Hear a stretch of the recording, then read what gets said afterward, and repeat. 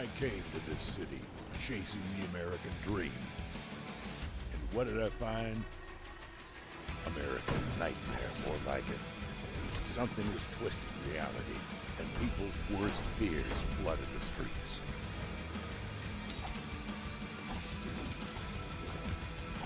It's now a shifting maze ruled by the Dreadweavers. We're in it for the loot. New gear means new opportunities. Every step deeper, we're risking it all.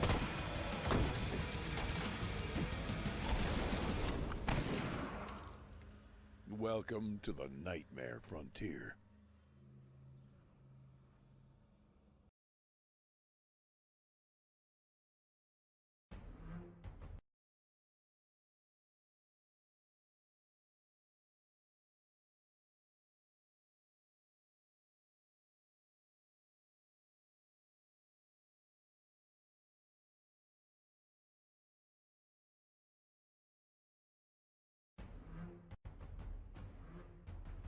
Hi, my name is Mateusz Pilski. I'm one of the developers of Nightmare Frontier, and I would like to present to you key features of this game.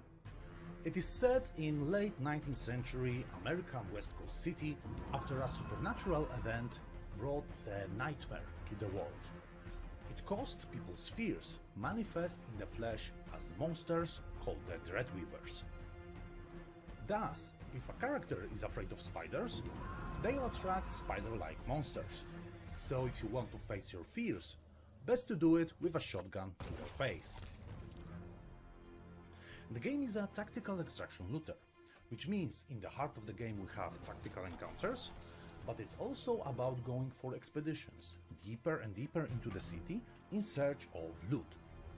On the expedition map, you can choose your route between different tactical encounters and points of interest that give you buffs and abilities. The map is infinite, so you can go as deep as you want, and deeper you go, the better the loot. However, if you die, you lose everything gathered during that expedition.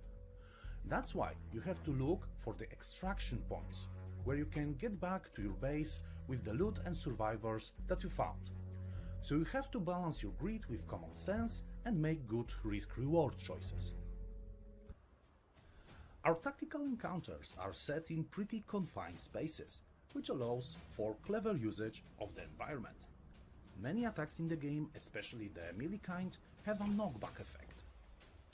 And if I attack from a different angle, I can push the enemy into an obstacle for bonus damage. Also, I can push one enemy into another, and they both receive damage.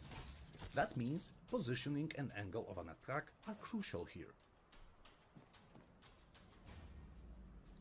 Whenever you kill an enemy, your attacks are refreshed, so you can continue fighting that turn. As long as you keep killing, you can fight on. These two features together give you a lot of different possibilities to combo your attacks and kill multiple enemies in a row, gaining the upper hand against seemingly impossible odds. Within the current turn, you can undo all your moves, which allows you to experiment with different approaches and tactics. There's a lot of gear to discover during your expeditions, all with its own twist. Equipping different items unlocks different abilities available to your scavengers. Take the shotgun for example. You can blast multiple enemies in a wide cone and knock them all back. Then there's the pocket knife. It only deals 1 damage, but it's free to use every turn. So, I can use my basic attack with a pistol, kill the guy next to me for free, refresh my attack, and use my pistol again.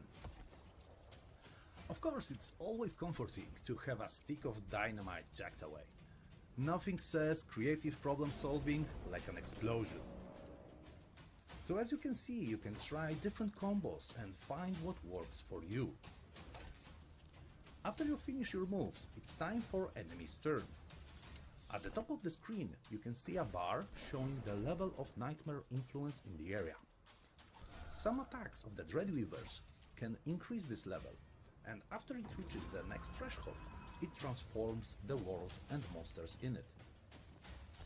A higher nightmare level causes more advanced enemies to spawn alongside additional hazards like fire or gunpowder barrels. On the top of that, all enemies may receive powerful buffs and new abilities. The types of enemies, hazards and buffs are defined by things that your team members are afraid of, forcing them to face their own fears. After the victory come the spoils. Some of it is equipment that we can use right away. Some of it is just parts of killed monsters to be used later as a resource. Your stash is limited, so sometimes you will need to decide what to bring back with you. If you safely return to the base of operations, you can manage the equipment and upgrade your weapons.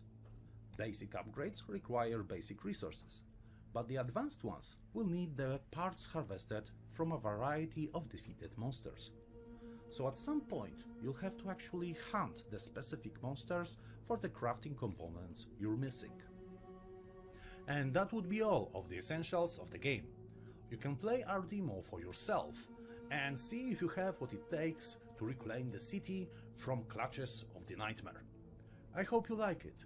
A wishlist on Steam would mean the world to us. Thanks for watching and see you in the wasteland of opportunity.